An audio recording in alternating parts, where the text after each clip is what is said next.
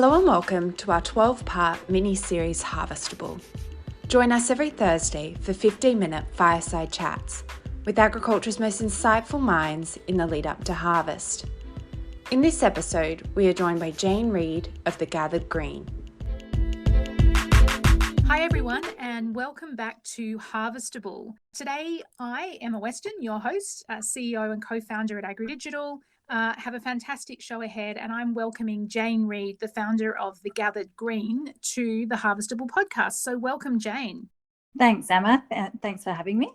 Now, before we even get started, Jane, we should probably tell all our listeners how we know each other for transparency purposes. Yeah, sure. So Jane is the partner of my business partner. So she's the life partner of my business partner and co-founder at AgriDigital, Ben Reid. Many of you would actually know Ben, and Jane is, if not his better half, at least his equal half, which is all we want in this world. So, but with that, Jane, perhaps you wouldn't mind just introducing a little bit about yourself, your background, and maybe where you're calling from today. Yeah, sure. Thanks, Emma. I'm calling from our property at Crowther, which is halfway between Cowra and Young. So a bit about myself, I've got a background in health science. I worked as an occupational therapist for 10 years. So I've always had a keen interest in health and wellbeing, particularly holistic health and looking sort of outside of the medical model. So that's sort of a bit of my background and my professional background. And since then, I've changed course. About 7 years ago, I had a health crisis, and it sort of drove more passion into looking into food and the role of food in health and wellbeing. And as a result of that journey, I decided to start a business, The Gathered Green, which we deliver organic fruit and veggie boxes within our local region. So that's sort of that's a bit about my background in terms of how I got to starting The Gathered Green. Awesome. So I definitely want to dig in more to that and The Gathered Green as well, because it's just so interesting. Just to give our listeners a little bit more, flavor to where you are. So you and Ben are both farmers as well. So you're actually on, as you said, your property and your farm, which is a mixed farming operation in I'd say the southern part of New South Wales for everyone that's listening in, about sort of 3.5-4 hours drive from Sydney, if that's helpful to people. And you and I were just talking a little bit off air. You're currently in lockdown, so commiserations for that. But I'm sure you're finding lots of things that need to be done, around the house and the property anyway. I know that we did when we were in lockdown, so maybe not too bad. Now, just thinking about The Gathered Green, I'm just really interested in digging into further. And, for some of our listeners, they may be wondering, why are we talking about health and nutrition and a balanced lifestyle? When this is a harvest-ready podcast. But I think the connection is really obvious that we need to look after ourselves, healthy bodies, healthy minds. That really helps us, particularly in high-pressure situations. And harvest is a high-pressure situation, let's face it. But before kind of getting into that, The Gathered Green, as you said, it's organic food and more, or, fresh fruit, veggie and more. Now it's really grown. Delivery boxes within the region of sort of central and southern New South Wales in particular. It might be counterintuitive for some people, but why was there a need in rural and regional Australia where we have land, we can grow veggies, why was there a need for The Gathered Green? Well, that's what got me really interested, because I was looking to source this, fresh produce and particularly certified organic produce for me, and realised that most of it was being certainly grown around this region, but shipped directly to the metropolitan areas. So to actually access it locally was really difficult, which is what made me decide to look at developing a business that we could connect those local country regional people to this beautiful produce that we grow locally. Yeah, makes absolute sense. And then on top of that, I know that, you've been using technology in your business in terms of growing it, because it's not just, dropping off boxes at a central point. There's a whole supply chain that needed to be built out, and a customer experience and customer management component. And I know you used video as quite a, at least in the early days, and you may still do quite a bit of video. Yeah. Yeah, we do. We use a system called Bonjoro, which is a great way of connecting to our customers. A lot of the time we're not seeing them, or I'm not seeing them face to face when we've got delivery drivers dropping the boxes off to certain locations or having a central meeting point. So Bonjoro was a fantastic technology for me to be able to connect with my customer via video, and feel like we've got that personal relationship, especially when we're accessing such a large regional area. So it's been really handy. Yeah, that's really cool. And it's kind of, I guess like almost you were ahead of the times when you think about how much video has come to the fore, during these pandemic times. But hey, let's dig into the topic to hand, which is thinking about nutrition and a healthy lifestyle. So obviously we all, I think, aim for, a well-fed body, a well-balanced mind and life. And this is obviously important year round. And at harvest, we're busy. Often, farmers and others are working around the clock. And so the temptation is actually to eat on the go. And that often means fast food. So how can, the work that you're doing and, the farmers and others and growers that you're working with, how does that become an alternative at harvest that's, easily accessible? Yeah, well, I was thinking about this earlier, exactly right. When you're stressed and sleep deprived, you do sort of tend to fall for those easier fast food options, which aren't really serving us because they give us those, sugar highs, fast highs, followed by sudden drops in energy. So we need to look for food that supplies us that more sustained release of energy, and that's what we're going to get from all of our fresh produce and less refined produce. So my biggest recommendation for people would be to look for eating fresh produce that's as least refined and processed as you can. So eating fresh fruit and vegetables from a big array of colours, because that's what's going to give you the most micronutrients, so your vitamins and minerals, as well as the essential amino acids. That's going to help with boosting your immune system when you're stressed. You don't want to get sick during the middle of harvest. And also helps with nutrient absorption and that energy production and distribution throughout your body. So, not only just eating fresh fruit and veggies, but that variety is really important. I also think that looking at replacing those highly refined carbohydrates that are giving you that, those fluctuations in energy levels is really important. So replacing it with things that are more nutrient dense and the less starchy carbohydrates. So things like, an example would be for breakfast, instead of having, a cereal that's highly refined sugars and giving you that high sugar boost, you'd be looking at maybe replacing it with rolled oats, cooked rolled oats and fresh fruit, maybe some poached eggs with avocado, that sort of thing. It might take a little bit more time in the morning, but it will get you those energy levels through the day. So that's something I would certainly recommend. And during the day, eating smaller, more regular meals to give you that more sustained energy release. So if you're out in the paddock having to pack your own food, think about things that you can take with you that are easy. So, lots of fruit. You might look at packing some nuts, some maybe hummus and veggie sticks, leftovers from last night's dinner. So things that you can eat cold, like there might be drumsticks or chicken drumsticks or meatballs or I don't know, zucchini slice, that sort of thing. Yeah.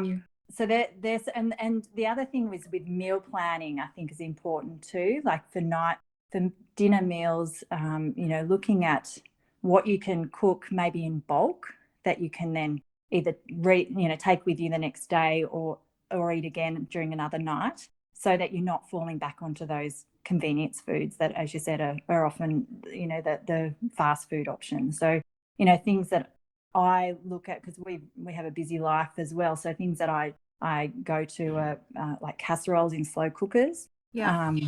Roast meats and veggies are a great option because you can then take that with you the next day. Another good, really simple option is a frittata, fresh eggs and whatever veggies are in the fridge. You can then have that the next day as well. And so these are things that are not difficult to make, right? These are relatively easy. They're common ingredients, nothing, that would be too unusual. It's really just been a little bit organized, and then perhaps making a bit more is one of the tips that you're giving here, so that you still get the convenience factor, right? That food is already there. Maybe you even package it up the night before, when you make your dinner, you maybe make, next day's lunch and have it there, or next day's snacks and have them there ready to go. Yes, definitely. It's being organised and thinking forward, which can be difficult when you're already sleep deprived and feeling a bit stressed. But the other thing I think too, when you're feeling like that and feeling tired, I think the knee-jerk reaction is to go to sweet foods, and often highly processed biscuits and cakes and those sorts of things. So I think rather than telling people to eliminate that altogether, because that's almost going to be impossible, look at perhaps swapping it for something that's a better option. So if you're craving something sweet, look at perhaps some mixed nuts and sultanas and some dark chocolate drops or something like that. Or bliss balls are a really good option. You can get them from the supermarkets, or you can make them yourselves with dates and coconut and mixed nuts and seeds and things like that. And they are once you get into the routine of making them, they're actually a really easy thing. You can make them up in bulk as well and just keep them in the freezer if you want and pull them out as you need.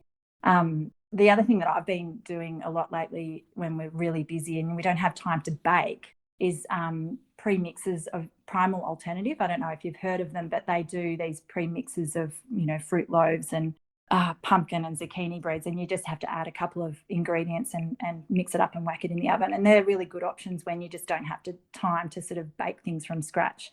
So yeah, they're the sort of main food tips that I could give that might help someone through and make sure that you've got all of that nutrients and the sustained energy release to get you through this really busy period. Yeah, that's really helpful. So nutrient dense foods, lots of variety. We can normally tell that by color.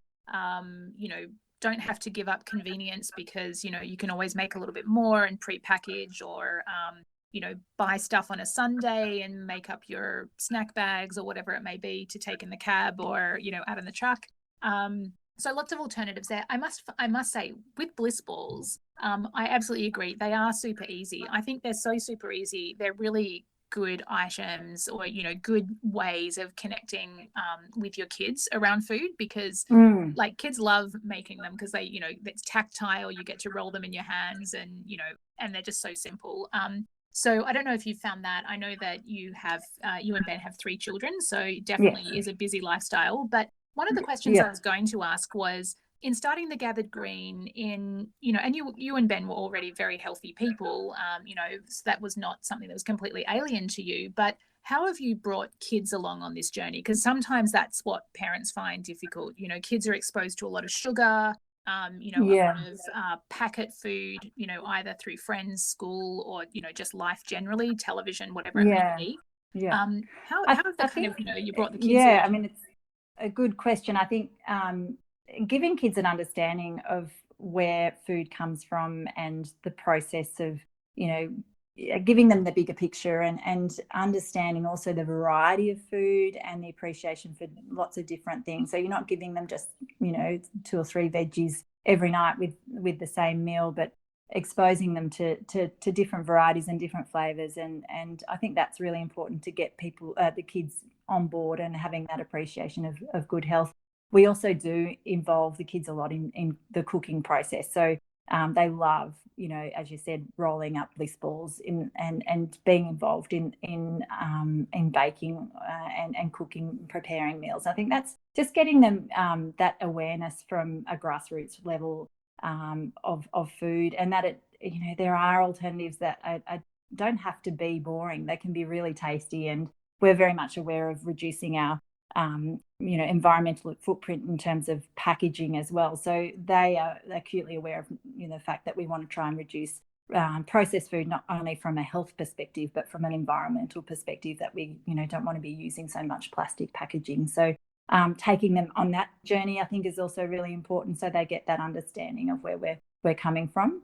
Yeah, I think that's so true, and it also it builds confidence in children from an early age. And for some of us who maybe didn't have that upbringing, or we lost it somewhere along the line, some of what we lose is our confidence in actually cooking, and our confidence in nutritious food. And so I think that's part of it for sure.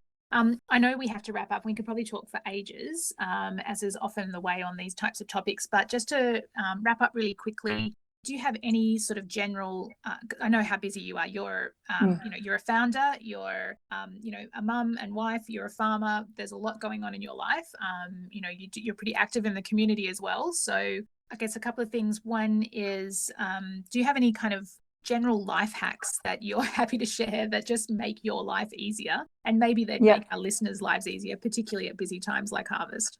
Yeah, well, there was one area that I think I wanted to touch on was rest. And I know that, when you, especially during a busy time like harvest, you don't get a lot of, opportunities to rest, and your sleep is pretty limited. So I think, making sure that the time that you do get to sleep is the quality, and so little tips around getting that rest and that quality sleep is really important. So, I can run through a few of those key points that I think, it's certainly going to help people get through the harvest period.